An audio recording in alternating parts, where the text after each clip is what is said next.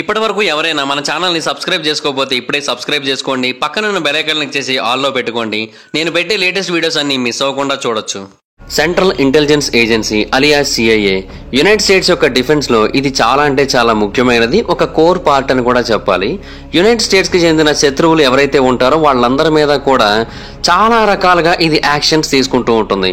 అది foreign ఎనిమీసా domestic ఎనిమీసా అనే సంబంధం లేదు.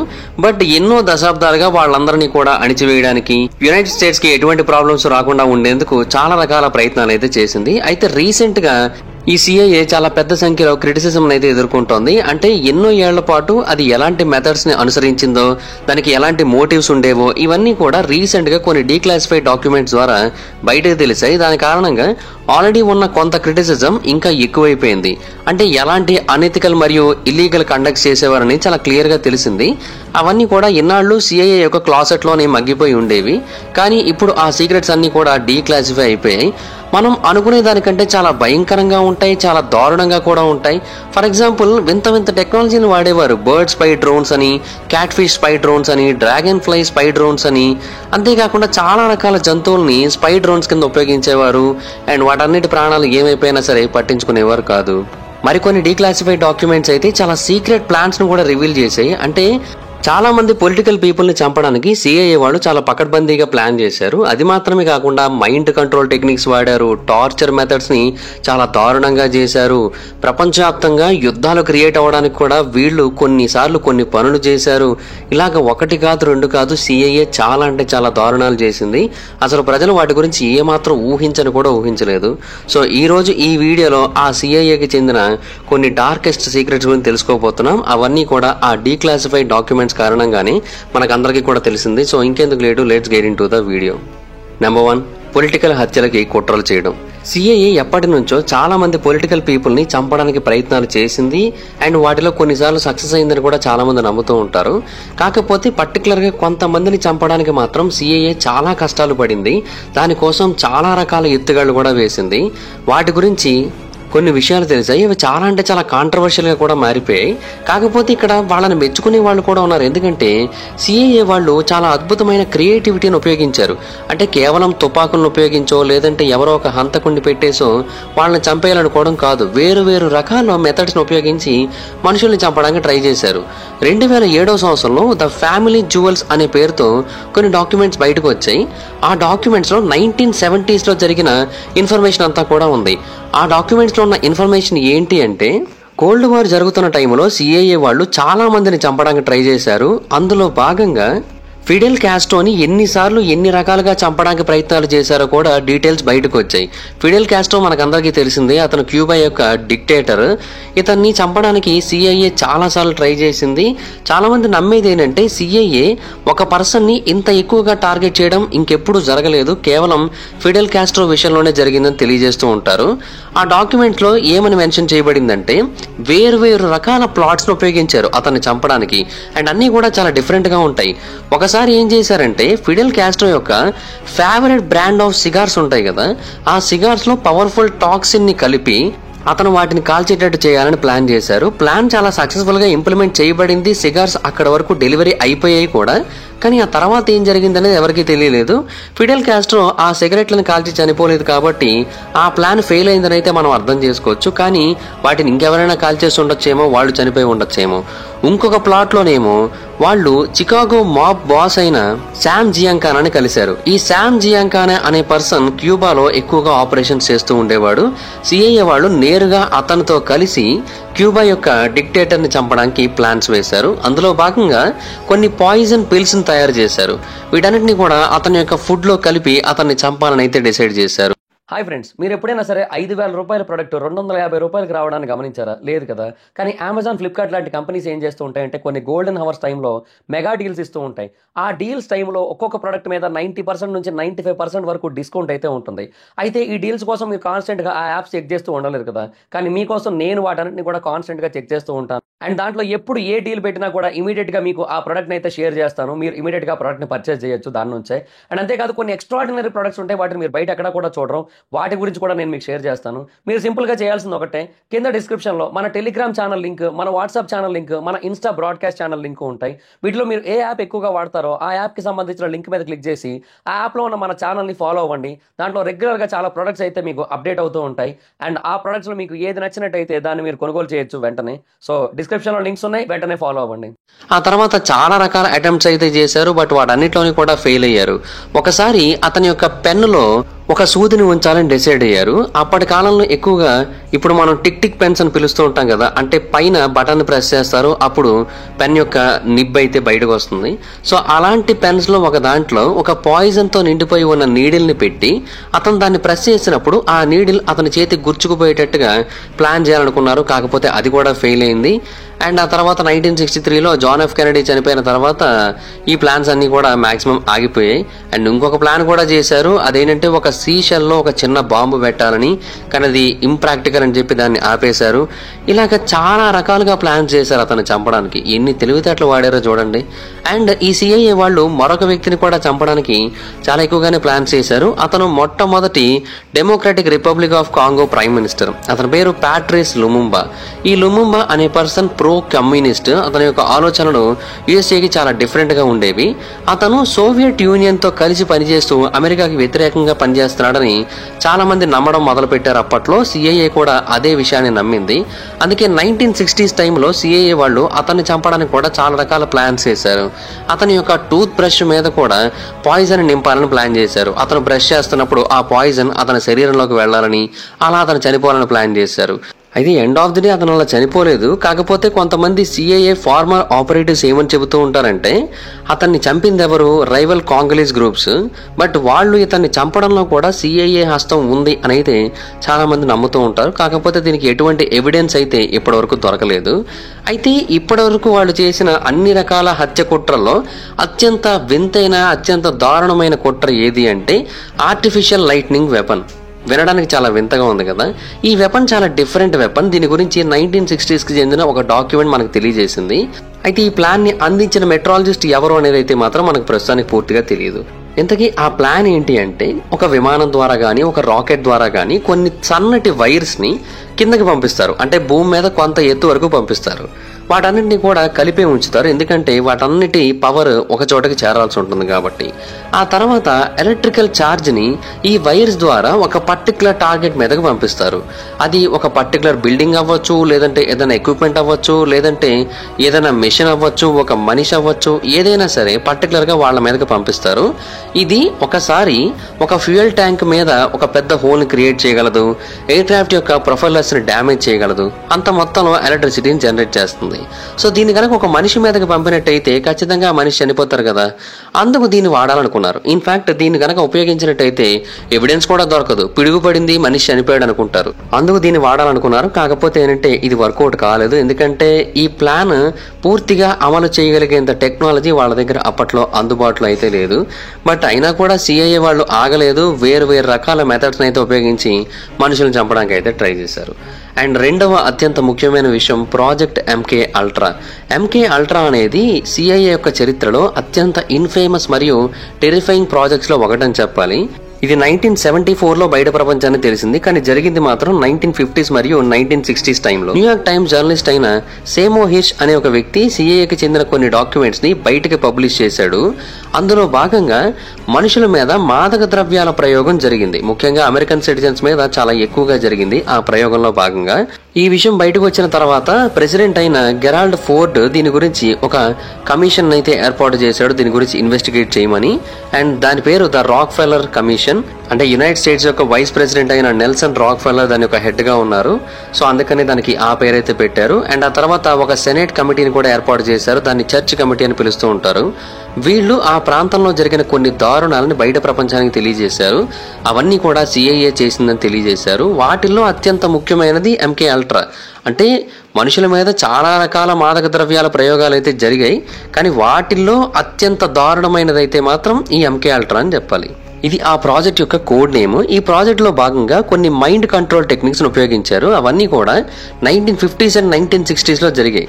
రెండో ప్రపంచ యుద్ధం ముగిసిపోయిన తర్వాత సిఐఏ వాళ్లకు ఒక నమ్మకం కలిగింది. అదేంటి అంటే ఈ రెండు దేశాల మధ్య అంటే రష్యా మరియు అమెరికా మధ్య కోల్డ్ వార్ అనేది నడుస్తుంది కాబట్టి Soviets already mind control method ని ఉపయోగిస్తూ దాని ద్వారా చాలా మందిని వాళ్ళకు అనుకూలంగా మార్చుకుంటున్నారని నమ్మారు. అందుకని వీళ్ళు కూడా వీళ్ళ ఓన్ మైండ్ కంట్రోల్ ప్రోగ్రామ్ ని తయారు చేయాలి, సోవియట్ వెర్షన్ కి పోటీగా లాంచ్ చేయాలని అయితే అనుకున్నారు. దానికోసం కెమిస్ట్ అయిన సిడ్నీ గాట్లియబ్ ని ఈ ప్రాజెక్ట్ యొక్క హెడ్ గా నియమించారు. అతని యొక్క పని ఏంటి అంటే మైండ్ కంట్రోల్ మెథడ్స్ ని డెవలప్ చేయాల్సి ఉంటుంది. దానికి అతనికి కావాల్సిన రీసోర్సెస్ అన్ని ఇచ్చారు అండ్ మనుషుల్ని కూడా ఇచ్చారు. మీరు ఏం చేసినా కూడా మాకు అభ్యంతరం లేదు అని తెలియజేశారు. బట్ ఫైనల్ గా ఈ ప్రాజెక్ట్ సక్సెస్ కావాలని తెలియజేశారు. ఇన్ఫాక్ట్ అతనితో పాటుగా కొంతమంది నాజీ మరియు జపనీస్ సైంటిస్టులు కూడా పనిచేశారు. వాళ్ళందరూ కూడా యునైటెడ్ స్టేట్స్ యొక్క వైడర్ ఆపరేషన్ అయిన పేపర్ క్లిప్ లో భాగంగా ఆ ప్రాంతానికైతే వచ్చి పనిచేశారు. సో వాళ్ళందరూ ఈ ప్రాజెక్ట్ లో భాగం అయ్యారు కూడా. అండ్ వాళ్ళందరూ కూడా అమెరికాని మైండ్ కంట్రోల్ టెక్నిక్స్ లో టాప్ పొజిషన్ లో నిలబెట్టడానికి చాలా కష్టపడ్డారని చెప్పాలి. అప్పట్లో చాలా పెద్ద స్థాయిలో కాన్సన్ట్రేషన్ క్యాంప్స్ ని ఏర్పాటు చేశారు. పర్టికులర్ గా డచావు అనే ఒక ప్రాంతంలో మైండ్ కంట్రోల్ ఎక్స్పెరిమెంట్స్ చాలా ఎక్కువగా జరిగాయి. ఆ ప్రాంతంలో హోలోకాస్ట్ విక్టిమ్స్ ఉన్నారు. వాళ్ళందరి మీద కూడా ఈ ప్రయోగాన్ని అయితే చేపట్టారు. వాళ్ళు కూడా ఎంకే అల్ట్రా యొక్క గోల్స్ లో ఒక భాగంగా మారిపోయారు కొన్నేళ్ల తర్వాత. అండ్ వాళ్ళు ఉపయోగించిన మెథడ్స్ చాలా అంటే చాలా దారుణంగా ఉంటాయి. అంటే గాట్లియబ్ ఈ మైండ్ కంట్రోల్ ప్రాసెస్ ని రెండు భాగాలుగా చేశాడు. అందులో మొదటిది ఏంటి అంటే ఎవరైతే అందులో భాగమవుతూ ఉంటారో వాళ్ళ యొక్క ఎగ్జిస్టింగ్ మెంటల్ స్టేట్ ని కంప్లీట్ గా రిమూవ్ చేస్తారు. అంటే వాళ్ళ గురించి వాళ్ళు పూర్తిగా మర్చిపోయేలా చేయడం, వాళ్ళ ప్రస్తుత జీవన విధానాన్ని పూర్తిగా వదిలేసేలా చేయడం, ఇది మొదటి స్టెప్. రెండవది ఏంటి అంటే వాళ్ళకు ఒక కొత్త మెంటల్ స్టేట్ ఇవ్వడం. అలా ఇవ్వడం ద్వారా వీళ్ళు ఏం చెబితే వాళ్ళు అది చేసేలా చేయడం. అంటే వీళ్ళు వాళ్ళని కంట్రోల్ చేస్తారు. ఈ బాంబు పెట్టుకుని నువ్వు జపాన్ మీద దూకు అని అంటే వాడు దూకేస్తాడు విమానంలో వెళుతున్నప్పుడు. ఇలా అన్నమాట. అయితే రెండవ మెథడ్ అయితే పూర్తిగా చేయలేదు. కానీ మొదటి దాన్ని ఇంప్లిమెంట్ చేయడానికి మాత్రం వాళ్ళు చాలా దారుణమైన టెక్నిక్స్ ఉపయోగించారు. మాదక ద్రవ్యాలు వాడారు, ఫిజికల్ వైలెన్స్ చేశారు, ఎలక్ట్రిక్ షాక్ టార్చర్ మెథడ్స్ ఉపయోగించారు. ఏదో ఒకటి చేసి వాళ్ళ యొక్క మైండ్ ని కంప్లీట్ గా బ్రేక్ చేయడానికి, రీమేక్ చేయడానికి ట్రై చేశారు. పెద్ద పెద్ద పేరు మోసిన మాదక ద్రవ్యాన్ని ఇచ్చారు. అండ్ ఈ ఎంకే అల్ట్రాలో భాగంగా ఎవరిని పడితే వాళ్ళని వాడేశారు. అంటే వాళ్ళందరి మీద ఎక్స్పెరిమెంట్లు చేశారు వాళ్ళకే తెలియకుండా. యూనివర్సిటీస్ లో ఉన్న వాళ్ళని వాడారు, ప్రిజన్స్ లో ఉన్న వాళ్ళని వాడారు, హాస్పిటల్స్ లో ఉన్న వాళ్ళని వాడారు, వేరే ఇన్స్టిట్యూషన్స్ లో ఉన్న వాళ్ళని వాడారు. మొత్తం యునైటెడ్ స్టేట్స్ లోని అన్ని ప్రాంతాలలో ఉన్న మెజారిటీ ఆఫ్ ద పీపుల్ ని దీనికి సబ్జెక్ట్స్ గా వాడుకోవడం జరిగింది. అండ్ వాళ్ళకి ఏమాత్రం తెలియదు దీని గురించి, వాళ్ళకి ఏమాత్రం నాలెడ్జ్ కూడా లేదు దీని గురించి ఎలాంటి సైడ్ ఎఫెక్ట్స్ ఉంటాయని. కానీ వాళ్ళనైతే దీనికోసం వాడేశారు. సో ఇది కంప్లీట్ గా అనెథికల్. అండ్ ఆ తర్వాత వాళ్ళ యొక్క ఫిజికల్ స్టేట్, మెంటల్ స్టేట్ చాలా దారుణంగా తయారవుతుంది. కానీ వాళ్ళనేమో అలాగే వదిలేశారు. గాట్లియబ్ అమెరికన్ ప్రిజనర్స్ మీద కూడా చాలా ప్రయోగాలు చేశాడు. సోవియట్ ఏజెంట్స్ కొంతమంది పట్టుబడి ఉంటారు కదా, వాళ్ళ మీద కూడా కొన్ని ప్రయోగాలు చేశాడు. కొంతమంది వేష్యలను ఉపయోగించుకొని కొంతమంది మగవాళ్ళని బలవంతంగా దీని యొక్క సబ్జెక్ట్స్ గా మార్చేశాడు. వాళ్ళందరి యొక్క సైడ్ ఎఫెక్ట్స్ గమనించినా కూడా ఈ ప్రాజెక్ట్ అసలు ఏమాత్రం ఆపలేదు అతను. వాళ్ళ జీవితాలు కంప్లీట్ గా నాశనం అయిపోయేవి. అయినా కూడా అతను ప్రాజెక్ట్ ని కంటిన్యూ చేయడం ఆపేవాడు కాదు. జేమ్స్ వైటీ బల్గర్ అని ఒక ఫేమస్ బాస్టన్ మాబ్ బాస్ ఉన్నాడు. ఇతను ఏమని తెలియజేశారంటే తనని కూడా ఇలాగే కొన్ని మాదక ద్రవ్యాలు ఇచ్చి కొన్ని రకాల టెస్టింగ్లు చేశారు. అది కూడా సిఐఏ వాళ్ళే చేశారు కోల్డ్ వార్ జరుగుతున్న టైంలో తెలియజేశాడు. తన మీద ఆ రకమైన ఎక్స్పెరిమెంట్ జరుగుతున్నట్టుగా తనకు తెలుస్తోంది కానీ తను ఏమీ చేయలేకపోయేవాడని తెలియజేశాడు. అండ్ ఇన్ఫాక్ట్ చాలా మంది ఏమంటారంటే అతని జీవితంలో చివరి క్రమంలో చాలా ఎక్కువ నేరాలు చేశాడు. మేబీ అతను అలా నేరస్తుడిగా మారడానికి అతని మీద చేసిన ఈ ప్రయోగాలే కారణం అయి ఉండొచ్చని కూడా చాలా మంది అభిప్రాయపడుతూ ఉంటారు. అండ్ ఈ ఎంకే అల్ట్రాకి చెందిన ఎన్నో విషయాలు మెల్లిమెల్లిగా తర్వాత బయటకు వచ్చాయి కూడా. అంటే చాలా మంది వాళ్ళ యొక్క లైఫ్ లో జరిగిన కొన్ని దారుణాలను తెలియజేస్తూ వచ్చారు. వాళ్ళకు కూడా అలాంటి టెస్టింగ్లు జరిగాయని తెలియజేశారు. మరొక పర్సన్ ఉన్నాడు ఈ ఎంకే అల్ట్రా యొక్క విక్టిమ్. అతని పేరు థియోడోర్ క్యాస్జిన్స్కీ. ఈ థియోడోర్ క్యాస్జిన్స్కీ అనే పర్సన్ ఒక హార్వర్డ్ మ్యాథ్స్ స్టూడెంట్, చాలా అద్భుతమైన స్టూడెంట్. కానీ ఆ తర్వాత ఇతను ఒక హంతకుడిగా మారిపోయాడు. కొన్ని డజన్ల మందిని చంపేశాడు, ఇంకెంతో మందిని గాయపరిచాడు కూడా. మెయిన్గా 1970s, 80s, 90s టైంలో ఇదంతా కూడా చేశాడు. అండ్ ఇతను ఇలా మారిపోవడానికి ఎంకే అల్ట్రా కూడా ఒక కారణం అని అయితే చాలా మంది నమ్ముతూ ఉంటారు. అంటే అతనంత వైలెంట్ గా ఎక్స్ట్రీమ్స్లోకి మారిపోవడానికి ఈ ప్రయోగమే కారణమని నమ్ముతూ ఉంటారు. ఇంకొక సిఐఏ సైంటిస్ట్ ఉన్నాడు, అతని పేరు ఫ్రాంక్ ఆల్సన్. ఇతనికి కూడా మాదక ద్రవ్యాన్ని ఇచ్చారు. ఇన్ఫాక్ట్ అతనికి తెలియదు కూడా ఇచ్చినట్టు. 1953లో ఒక పార్టీలో అందరూ కలిశారు. ఆ టైంలో అతనికి ఆ మాదక ద్రవ్యాన్ని ఇచ్చేశారు. అతనికి ఆ మాదక ద్రవ్యాన్ని ఇచ్చిన కొద్ది రోజులకే న్యూయార్క్ హోటల్ రూమ్ యొక్క కిటికీ నుంచి కిందకి దూకి ఆత్మహత్య చేసుకొని చనిపోయాడు. ఆ పార్టీకి వెళ్ళొచ్చినప్పటి నుంచి కూడా అతను చాలా వింతగా ప్రవర్తించేవాడని, ఏమైందో ఎవరికీ అర్థం కాలేదని, ఫైనల్ గా అతను ఆత్మహత్య చేసుకొని చనిపోయాడని తెలియజేస్తున్నారు. అతను చనిపోవడం కూడా ఎంకే అల్ట్రాలో భాగమే అని చెబుతుంటారు. అంటే ఎంకే అల్ట్రాకి చెందిన సీక్రెట్స్ అన్ని అతనికి తెలుసు. అతను ఎక్కడ వాటిని భయపెడతాడన్న ఉద్దేశంతో వాటిని సమాధి చేయాలని అతన్ని సమాధి చేశారని తెలియజేస్తూ ఉంటారు. ఇది నిజమా కాదా అని మనకైతే ఎగ్జాక్ట్ గా తెలియదు. కానీ 1976వ సంవత్సరంలో అతని ఫ్యామిలీ మెంబర్స్ అతనికి న్యాయం చేయాలని కోర్టుల చుట్టూ తిరుగుతూ ఉంటే సిఐఏ వాళ్ళు వాళ్ళని రీచ్ అయ్యి వాళ్ళతో కొంత అమౌంట్ తో సెటిల్ చేసుకున్నారు. అంటే ఖచ్చితంగా అతని యొక్క మరణం విషయంలో సిఐఏ వాళ్ళ యొక్క పాత్ర ఉందని అయితే ఆ సమయంలో చాలా క్లియర్ గా అర్థమైంది కూడా. అయితే 1970 నాటికి వచ్చేసరికి ఈ ఎంకే అల్ట్రా అనేది పూర్తిగా ఆగిపోయింది. అంటే దీనికి సంబంధించిన రిజల్ట్స్ ఏమో అంత పాజిటివ్ గా లేవు. పైగా సిఐఏలో లీడర్షిప్ అనేది మారుతూ వచ్చింది. అందువలన ఈ ప్రాజెక్ట్ ముందుకు వెళ్లాలా ఆగిపోవాలన్న కన్ఫ్యూజన్ లో ఉండి ఫైనల్ గా ఆగిపోయింది. అయితే ఆ ప్రాజెక్ట్ ఆగిపోవాలా కొనసాగాలని కన్ఫ్యూజ్ అవుతున్న టైంలోనే ఈ గాట్లియబ్ ఏం చేశారంటే వేల కొద్ది రికార్డ్స్ ని కంప్లీట్ గా నాశనం చేశాడు. అంటే ఒకవేళ ఇది ఆగిపోయినా తర్వాత దీని గురించి బయటకు వచ్చినా కూడా అతనికి సంబంధించిన ఇన్ఫర్మేషన్ ఏది బయటికి ఎక్కువ రాకూడదు, అతనికి ప్రమాదం కలగకూడదన్న ఉద్దేశంతో అతను ఇలా చేశాడు. అందుకనే తర్వాత రాక్ ఫెల్లర్ కమిషన్ అయినా చర్చి కమిటీ అయినా కూడా దీని గురించి పూర్తి ఇన్ఫర్మేషన్ అయితే మనకు అందించలేకపోయాయి ఈ ప్రాజెక్ట్ గురించి. ఎందుకంటే వాటన్నింటినీ గాట్లియబ్ నాశనం చేశాడు కాబట్టి. అండ్ ఆ తర్వాత కూడా గాట్లియబ్ ఎటువంటి కాన్సిక్వెన్సెస్ ని ఫేస్ చేయలేదు తను చేసిన పనులకు గాను. ఈ ఎంకే అల్ట్రాలో ఎవరైతే ఇన్వాల్వ్ అయ్యారో వాళ్ళకి ఎవరికి కూడా ఒక్క శిక్ష కూడా పడలేదు వాళ్ళు చేసిన పనులకి. అలా వదిలేశారు వాళ్ళందరినీ కూడా. ఇంట్రాగేషన్ టెక్నిక్స్ ఇది థర్డ్ థింగ్. బేసిక్గా 9/11 ఉగ్రవాద దాడులు జరిగిన తర్వాత సిఐఏ వాళ్ళు ఏం చేశారంటే అమెరికా మీద ఇలాంటి ఉగ్ర దాడులు జరిగే అవకాశాలు ఇంకా ఎక్కువగా ఉన్నాయి, అమెరికా యొక్క ఎల్ఐస్ మీద కూడా జరిగే అవకాశాలు ఉన్నాయి అన్న ఇన్ఫర్మేషన్ వాళ్ళకి రావడంతో వాటిని ఎలాగైనా సరే ఆపేయాలని డిసైడ్ చేశారు.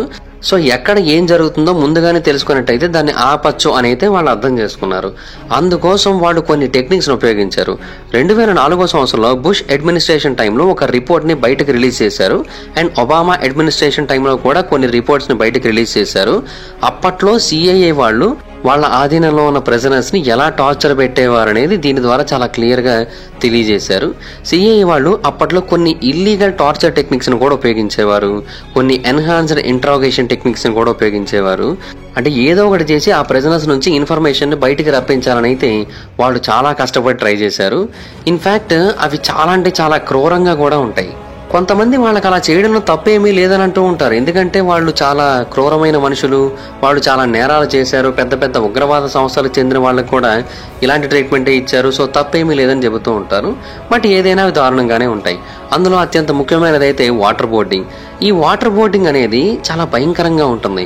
అంటే ఫస్ట్ ఏం చేస్తారంటే ఒక మనిషిని కంప్లీట్ గా గొలుసులతో కట్టేస్తారు. ఆ తర్వాత అతని యొక్క నోటిని ఒక ర్యాగ్ తో క్లోజ్ చేస్తారు. అంటే అతనికి ఊపిరి ఆడదు ఆల్మోస్ట్. అండ్ ఆ తర్వాత అతని ముఖం మీద నీళ్లు పోస్తారు, చాలా అంటే చాలా ఎక్కువగా పోస్తారు.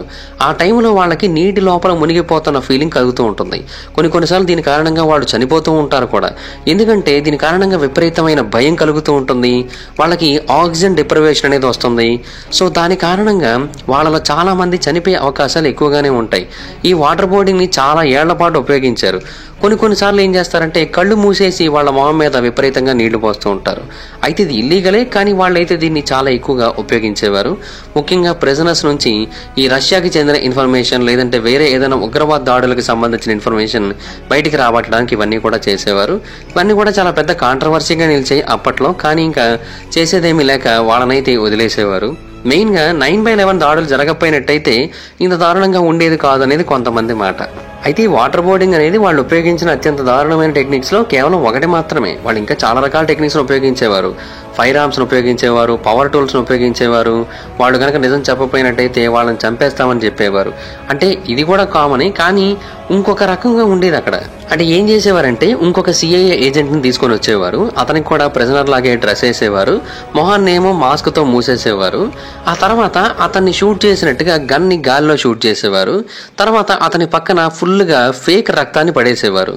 సో ఇంకొక ప్రిజనర్ ఇంకొక రూమ్ లో ఉంటాడు, అతనికి ఈ గన్ షాట్ వినబడేటట్టు చేస్తారు. ఆ తర్వాత ఆ ప్రిజనర్ని ఈ ఫేక్ ప్రిజనర్ దగ్గరికి తీసుకొని వస్తారు. చూడు, ఇతన్ని ఇప్పుడు చంపేశాం, నువ్వు గనక నిజం చెప్పకపోయినట్టయితే నిన్ను కూడా ఇలాగే చంపేస్తామని చెప్పేవారు అనమాట. ఇలా చేయడం వల్ల ఏమవుతుందంటే వాళ్ళకి భయం విపరీతంగా పెరుగుతుంది కదా, సో అందువల్ల నిజం చెబుతారని అనుకునేవారు. అలాగే స్లీప్ డెప్రివేషన్ మెథడ్స్ ఉండేవి, ప్రిజనర్స్ ని చల్లటి రూమ్స్ లో ఉంచేవారు. అలా చేయడం వలన వాళ్ళ యొక్క మెంటల్ రెసిస్టెన్స్ అనేది పూర్తిగా తగ్గిపోతుంది. ఎన్నో సైకలాజికల్ టార్చర్ టెక్నిక్స్ ఉండేవి. అంటే వాళ్ళ ఫ్యామిలీ మెంబర్స్ని చంపేస్తామని చెప్పేవారు, ఒక్కొక్కసారి అయితే వాళ్ళ మదర్ని చంపేస్తామని, వాళ్ళ పిల్లల్ని చంపేస్తామని, ఇలా చాలా పర్టికులర్గా కూడా చెప్పేవారు. సో ఇలా చెప్పడం వలన కూడా వాళ్ళని విపరీతంగా మెంటల్గా టార్చర్ చేసేవారు.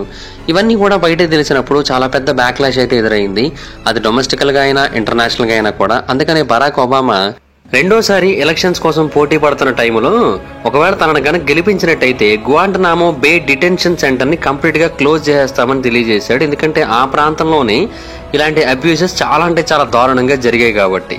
బట్ అఫ్ కోర్స్ గెలిచిన తర్వాత దాన్ని క్లోజ్ చేసే ఆలోచన అయితే అతను పక్కకు పెట్టేశాడో లేదంటే దాని గురించి మర్చిపోయాడో ఏమో కానీ దాన్ని అయితే మాత్రం అతను క్లోజ్ చేయలేదు.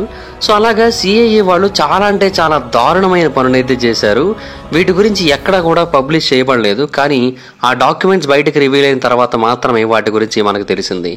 ఇంకొక దారుణమైన సంఘటన కూడా ఉంది, అదే ఆపరేషన్ నార్త్ వుడ్స్.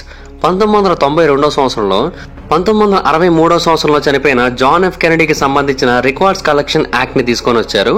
ఆ టైంలో కూడా జాన్ ఎఫ్ కెనడీ అడ్మినిస్ట్రేషన్ కి చెందిన కొన్ని వేల డాక్యుమెంట్స్, వేల రికార్డ్స్ బయటకు వచ్చాయి. అండ్ అవన్నీ కూడా పబ్లిక్ యొక్క అటెన్షన్ లోకి రావడానికి ఇంకొన్ని ఏళ్ళు టైం పట్టింది. ఎందుకంటే అవన్నీ కూడా చాలా అంటే చాలా పెద్ద డాక్యుమెంట్స్ అండ్ వాటిలో ఉన్న ఇన్ఫర్మేషన్ కూడా చాలా అంటే చాలా మిస్టీరియస్ గా ఉంటుంది. సో వాటన్నిటిని కూడా ఒక దగ్గరికి చేర్చడానికి చాలా టైం పట్టింది. అండ్ అలా చేర్చిన తర్వాత ఒక విషయం గురించి తెలిసింది, అదే ఆపరేషన్ నార్త్ వుడ్స్. ఈ ప్రాజెక్ట్ సిఐఏ యొక్క మోస్ట్ ఇన్ఫేమస్ ప్లాన్స్ లో ఒకటని అప్పుడు అందరికీ అర్థమైంది. ఆపరేషన్ నార్త్ వుడ్స్ అనేది ఒక మల్టీ డిపార్ట్మెంట్ ప్రపోజల్. సిఐఏ వాళ్ళు, జాయింట్ చీఫ్స్ ఆఫ్ స్టాఫ్ వీళ్ళందరూ కలిసి 1962 సంవత్సరంలో జాన్ ఎఫ్ కెనడీ యొక్క ఆధ్వర్యంలో ఈ ఆపరేషన్ స్టార్ట్ చేశారు. దీని యొక్క ముఖ్యమైన గోల్ ఏంటంటే యునైటెడ్ స్టేట్స్ ని బాధితురాలిగా లేదంటే బాధితుడిగా చూపించాలి. అంటే యునైటెడ్ స్టేట్సే బాధిత దేశం. క్యూబా కారణంగా, ఫిడెల్ కాస్ట్రో కారణంగా యునైటెడ్ స్టేట్స్ చాలా అంటే చాలా దారుణమైన పరిస్థితులను ఎదుర్కొంటోంది. సో వాటన్నిటిని తిప్పికొట్టడం కోసం, చనిపోయిన ఎంతో మంది యునైటెడ్ స్టేట్స్ పౌరుల యొక్క ఆత్మలకి శాంతి చేకూర్చడం కోసమే క్యూబా మీదకి దాడులు చేస్తున్నాం, ఫిడెల్ కాస్ట్రో మీదకి దాడులు చేస్తున్నాం అని ప్రజల్ని నమ్మించేందుకు వాళ్ళు ఒక ఆపరేషన్ అయితే చేపట్టారు, అదే ఆపరేషన్ నార్త్ వుడ్స్. ఇందులో భాగంగా సిఐఏ వాళ్ళు చాలా ఫాల్స్ ఫ్లాగ్ అటాక్స్ అనేవి చేస్తారు. అవన్నీ కూడా క్యూబన్ గవర్నమెంట్ అమెరికన్ గవర్నమెంట్ మీద చేసినట్టుగా క్రియేట్ చేస్తారు. అది అమెరికన్ సిటిజన్స్ మీదైనా చేయొచ్చు, అమెరికాలో ఉన్న క్యూబన్ సిటిజన్స్ మీదైనా చేయొచ్చు. బట్ ఇవన్నీ కూడా చేసింది క్యూబన్ గవర్నమెంట్ అన్నట్టుగా క్రియేట్ చేస్తారు. భవిష్యత్తులో యుద్ధం వచ్చినట్టయితే అవన్నీ కూడా వాళ్ళ కారణంగానే వచ్చిందని తెలియజేస్తుంటారు. సో వీళ్ళ తప్పేమీ లేదు అన్నట్టుగా కప్పిపుచ్చుకోవడానికి ఇవన్నీ కూడా చేస్తారు. ఈ ఫాల్స్ అటాక్స్ లో బాంబులు వేయడం ఉంటుంది, హత్యలు చేయడం ఉంటుంది, వెన్నుపోట్లు పడవడం ఉంటుంది. అది సివిలియన్ పాపులేషన్ మీద ఉంటుంది, తర్వాత ఆర్మీ వాళ్ళ మీద ఉంటుంది, అందరి మీద ఉంటుంది. కొన్ని క్యూబన్ రెఫ్యూజీ షిప్స్ ని కావాలని ఫ్లోరిడా దగ్గరలో ముంచేశారు. వాటన్నింటినీ కూడా ముంచింది ఫిడెల్ కాస్ట్రో అని తెలియజేశారు. అంటే బ్లేమింగ్ అంతా కూడా అతని మీదకి నెట్టేశారు. సో దాని కారణంగా వీళ్ళు అతని మీద అటాక్ చేయడానికి ఒక ప్లానింగ్ చేసుకున్నట్టుగా కూడా బయట ప్రపంచానికి సమాచారం అందించారు. అదే వాళ్ళ ప్లాన్. అండ్ యుఎస్ బేసిక్ గోటనామా బే అనేది చాలా అంటే చాలా పర్టికులర్ ఏరియా ఆఫ్ ఇంట్రెస్ట్ ఈ నార్త్ వుడ్స్ లో. ఎందుకంటే వాళ్ళ యొక్క ప్లాన్స్ లో మెజారిటీ ఆఫ్ ద ప్లాన్స్ ని ఇక్కడ నుంచే ఆపరేట్ చేశారు. ఈ ప్రాంతంలో చాలా మంది గొడవలు చేసే గూండాలు ఉంటారు. వాళ్ళందరూ కూడా ఫేకే, కానీ వాళ్ళందరూ కూడా ఒక పర్టికులర్ అంశం కోసం ట్రైనింగ్ ఇవ్వబడ్డారు. అదేంటి అంటే ఒక యుఎస్ షిప్ ని హార్బర్ కి దగ్గరలో కానీ లేదంటే సముద్రంలో కానీ కంప్లీట్ గా పేల్చేయడం జరుగుతుంది. అలా పేల్చేసిన తర్వాత వాటిని పేల్చింది క్యూబన్ గవర్నమెంటే. సో క్యూబన్ గవర్నమెంట్ కి వ్యతిరేకంగా అమెరికాలో వీళ్ళందరూ కూడా నినాదాలు, పోరాటాలు, ధర్నాలు ఇవన్నీ చేయాల్సి ఉంటుంది. 1889 సంవత్సరంలో స్పానిష్ అమెరికన్ వార్ రావడానికి కారణం ఏంటో తెలుసా? యుఎస్ఎస్ మెయిన్ అనే ఒక షిప్ ని వాడు నాశనం చేయడమే. సో ఇలాంటి ఒక సిచ్యువేషన్ ని వీళ్ళంతటా వీళ్ళే క్రియేట్ చేయాలనుకున్నారు. ఒక అన్మాన్డ్ షిప్ని, అంటే అందులో మనుషులు ఎవరు ఉండరు, కానీ ఆ షిప్ని అక్కడ వరకు పంపిస్తారు. అక్కడ వరకు వెళ్ళేంత వరకు క్యాప్టెన్ ఉంటాడు. ఆ తర్వాత క్యాప్టెన్ కూడా ఒక చిన్న పడవలో మళ్ళీ తిరిగి వచ్చేస్తాడు. అండ్ కొద్దిసేపటి తర్వాత ఆ షిప్ క్యూబన్ వాటర్స్ లో పేలిపోతుంది. ఆ షిప్ పేలిపోయిన తర్వాత ఫేక్ ఎవాక్యుయేషన్ చేస్తారు. ఆ షిప్ లో అసలు క్రూ మెంబర్సే లేరు, కానీ వాళ్ళందరినీ కూడా బయటికి తీసుకొస్తున్నట్టు కొంత హడావిడైతే చేస్తుంటారు. తర్వాత కొన్ని ఫేక్ క్యాజువాలిటీ లిస్టులని న్యూస్ పేపర్లకు అందిస్తారు. వీళ్ళందరూ కూడా ఆ టైంలో గాయపడ్డారు అని. ప్రజలేమో వీటన్నిటిని చూసి తిరగబడాలి. ప్రజల్లో కోపం పెరిగిపోవాల్సి ఉంటుంది. క్యూబా మీద ఏమైనా చేసినా కూడా ఎవరు మాట్లాడకుండా ఉంటారు ఆ టైంలో. ఇలా చాలానే చేయాలనుకున్నారు. అంతేకాదు ఒక ఎయిర్ క్రాఫ్ట్ ని కూడా, యుఎస్ ఎయిర్ క్రాఫ్ట్ ని క్యూబన్ ఎయిర్ స్పేస్ లో కంప్లీట్ గా పేల్చేసేయాలని డిసైడ్ అయ్యారు. అది కూడా వాళ్ళు చేసినట్టుగానే సృష్టించాలనుకున్నారు. అందులో కొంతమంది స్టూడెంట్స్ ఉన్నట్టుగా కూడా కల్పించాలనుకున్నారు. అంటే అది ఒక సివిలియన్ ఎయిర్ క్రాఫ్ట్ అని, దాంట్లో చాలా మంది కాలేజ్ స్టూడెంట్స్ ఉన్నారనో, లేదంటే కొంతమంది వేరు వేరు గ్రూప్ ఆఫ్ పీపుల్స్ ఉన్నారనో, వాళ్ళందరూ కూడా ఎక్కడికో హాలిడేకి వెళ్తున్నట్టో, లేదంటే ఏదో ఒక ప్రాంతానికి వెళ్తున్నట్టో సృష్టించి వాళ్ళందరూ కూడా ఆ విమానం పేలిపోవడం వలన చనిపోయినట్టుగా సృష్టించాలని అయితే డిసైడ్ అయ్యారు.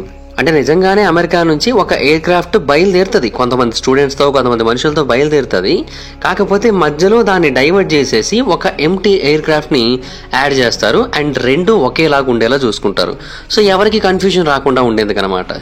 సో అలాగా దాన్ని నాశనం చేసేసి అది కూడా క్యూబన్ గవర్నమెంట్ చేత చేయబడింది, అది కూడా ఫిడెల్ కాస్ట్రో కారణంగా చేయబడింది అన్నట్టుగా సృష్టించి అతని మీద అటాక్ చేయడానికి అయితే ప్లానింగ్స్ అయితే చేశారు. ఇన్ఫాక్ట్ దీంట్లో మొత్తం అన్నీ కూడా చాలా నార్మల్గా ఉంటాయి. అంటే మొదట ఏమో మేడే సిగ్నల్ వచ్చినట్టుగా క్రియేట్ చేస్తారు, ప్రమాదం ప్రమాదం అన్నట్టుగా మొత్తం అంతా హడావిడి చేస్తారు. ఆ తర్వాత అది పేలిపోయినట్టుగా చెబుతుంటారు. అండ్ ఆ తర్వాత క్యూబా మీద అనుమానం ఉన్నట్టుగా చెబుతుంటారు. ఇవన్నీ కూడా ఒక పద్ధతిగా, ఒక ప్రణాళికాబద్ధంగా జరుగుతుంటాయి అనమాట. అలా ఫైనల్గా ఒక మిలిటరీ ఎయిర్ క్రాఫ్ట్ ని కంప్లీట్ గా పేల్ చేసి నాశనం చేసేస్తారు. ఇన్ఫాక్ట్ పైలట్స్ కూడా చనిపోయినట్టుగా సృష్టిస్తారు. కాకపోతే ఏంటంటే పైలట్స్ బతికే ఉంటారు. వాళ్ళ ఐడెంటిటీని కంప్లీట్ గా మార్చుకుని వాళ్ళు వేరే చోట బతకాల్సి ఉంటుంది. అండ్ ఆ టైంలో నీటి లోపల ఒక సబ్మెరైన్ ఉండేటట్టుగా చూస్తారు. ఇది ఎక్కడైతే పేలిపోతుందో ఆ ఏరియాకి దగ్గరలో ఒక సబ్మెరైన్ ఉండేటట్టుగా చూస్తారు. వాళ్ళు ఆ ప్రాంతంలో ఇన్వెస్టిగేషన్ చేసేటట్టుగా చూస్తారు. మొత్తం విమానం అంతా కనబడదు, కేవలం ఆ ప్లేన్కి చెందిన చిన్న చిన్న ముక్కలు మాత్రమే కనబడేటట్టుగా ప్లాన్ చేస్తారు. అవి నీటి మీద తేలుతూ ఉంటాయి. ఇలా ఇంత పెద్ద ప్లానింగ్ అయితే వేసుకున్నారు. ఇలాగ జాయింట్ చీఫ్స్ ఆఫ్ స్టాఫ్ అందరూ కలిసి జాన్ ఎఫ్ కెనడీ అడ్మినిస్ట్రేషన్తో కలిసి ఈ ప్లాన్ అప్రూవ్ చేశారు. బట్ జాన్ ఎఫ్ కెనడీకి మాత్రం ఈ ప్లాన్ ఎందుకు అంత నచ్చలేదు.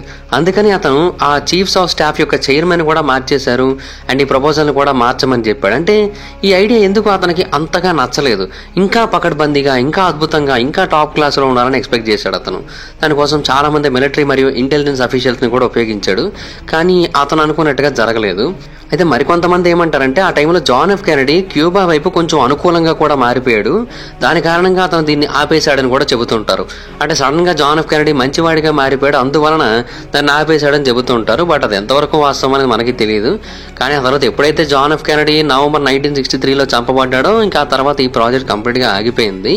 అది ఇంకా ఎందువలన ఆగిపోయిందని తెలియదు. మిలిటరీ వాళ్ళ వలన, ఇంటెలిజెన్స్ అఫీషియల్స్ వలన, లేదంటే జాన్ ఎఫ్ కెనడీ చనిపోవడం వలన ఏంటనేది ఎవరికి కూడా పూర్తిగా తెలియదు. కానీ ఒకవేళ ఈ ప్రాజెక్ట్ కనుక పూర్తి స్థాయిలో అమలైనట్టయితే మాత్రం చాలా దారుణంగా ఉంటుందనే చెప్పాలి. ఎందుకంటే వాళ్లే అన్నీ చేసి, వాళ్లే దాడులు చేసి, వాళ్లే పేల్చేసుకొని, వాళ్లే మనుషులు చనిపోయినట్టుగా సృష్టించి అవన్నీ క్యూబన్ గవర్నమెంట్ మీద పెట్టడం అంటే చాలా పెద్ద విషయమే కదా. But end of the day ఇదైతే అయిపోయింది. సో ఇలాగా సిఐఏ వాళ్ళు ఎన్నో దారుణాలు చేశారు. ఇవన్నీ కూడా మనకి ఆ డాక్యుమెంట్స్ ద్వారానే బయటకు అయితే తెలిసింది. సో వాటిని ఎవరైతే డీక్లాసిఫై చేశారో వాళ్ళకి మనం థ్యాంక్స్ చెప్పాల్సి ఉంటుంది. అయితే ఇవి మనకి పెద్దగా ఉపయోగపడుతూ ఉండకపోవచ్చు, కానీ ఇండియన్ గవర్నమెంట్కి ఇవి చాలా బాగా ఉపయోగపడతాయి. అంటే ఫారెన్ మినిస్ట్రీ మాట్లాడుతున్న టైంలో కానీ, డిప్లొమాట్స్ మాట్లాడుతున్న టైంలో కానీ, లేదంటే అక్కడ ఎంబసీలు మాట్లాడుతున్నప్పుడు కానీ, ఇలాంటి కన్వర్జేషన్స్ వచ్చినప్పుడు మీ దేశం ఏంటి గొప్ప అనే మాట ఎప్పుడైనా వచ్చినట్టయితే మీరు చేసిన దారుణాలన్నీ కూడా మాకు తెలుసులే అని వీటి గురించి చెప్పడానికి ఒక అవకాశం ఉంటుంది. సో అలాగా మనల్ని మనం డిఫెండ్ చేసుకోవచ్చు, అవతల వాళ్ళని కూడా ఎత్తి చూపించవచ్చు.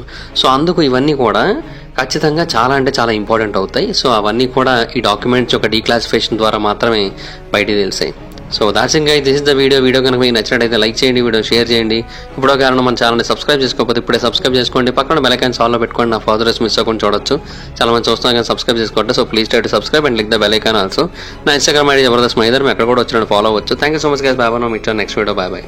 హాయ్ ఫ్రెండ్స్, మీరు ఎప్పుడైనా సరే 5,000 రూపాయల ప్రొడక్ట్ 250 రూపాయలకి రావడాన్ని గమనించారా? లేదు కదా. కానీ అమెజాన్, ఫ్లిప్కార్ట్ లాంటి కంపెనీస్ ఏం చేస్తూ ఉంటాయంటే కొన్ని గోల్డెన్ హవర్స్ టైంలో మెగా డీల్స్ ఇస్తూ ఉంటాయి. ఆ డీల్స్ టైంలో ఒక్కొక్క ప్రొడక్ట్ మీద 90% నుంచి 95% వరకు డిస్కౌంట్ అయితే ఉంటుంది. అయితే ఈ డీల్స్ కోసం మీరు కాన్స్టెంట్గా ఆ యాప్స్ చెక్ చేస్తూ ఉండలేదు కదా. కానీ మీకోసం నేను వాటన్నిటిని కూడా కాన్స్టెంట్గా చెక్ చేస్తూ ఉంటాను. అండ్ దాంట్లో ఎప్పుడు ఏ డీల్ పెట్టినా కూడా ఇమీడియట్గా మీకు ఆ ప్రోడక్ట్ని అయితే షేర్ చేస్తాను. మీరు ఇమీడియట్గా ఆ ప్రోడక్ట్ని పర్చేస్ చేయొచ్చు దాని నుంచే. అండ్ అంతేకాదు కొన్ని ఎక్స్ట్రాడినరీ ప్రొడక్ట్స్ ఉంటాయి, వాటిని మీరు బయట ఎక్కడ కూడా చూడరు. వాటి గురించి కూడా నేను మీకు షేర్ చేస్తాను. మీరు సింపుల్గా చేయాల్సింది ఒకటే, కింద డిస్క్రిప్షన్లో మన టెలిగ్రామ్ ఛానల్ లింక్, మన వాట్సాప్ ఛానల్ లింక్, మన ఇన్స్టా బ్రాడ్కాస్ట్ ఛానల్ లింక్ ఉంటాయి. వీటిలో మీరు ఏ యాప్ ఎక్కువగా వాడతారో ఆ యాప్కి సంబంధించిన లింక్ మీద క్లిక్ చేసి ఆ యాప్లో ఉన్న మన ఛానల్ని ఫాలో అవ్వండి. దాంట్లో రెగ్యులర్గా చాలా ప్రొడక్ట్స్ అయితే మీకు అప్డేట్ అవుతూ ఉంటాయి. అండ్ ఆ ప్రొడక్ట్స్లో మీకు ఏది నచ్చినట్టయితే దాన్ని మీరు కొనుగోలు చేయొచ్చు వెంటనే. సో డిస్క్రిప్షన్లో లింక్స్ ఉన్నాయి, వెంటనే ఫాలో అవ్వండి.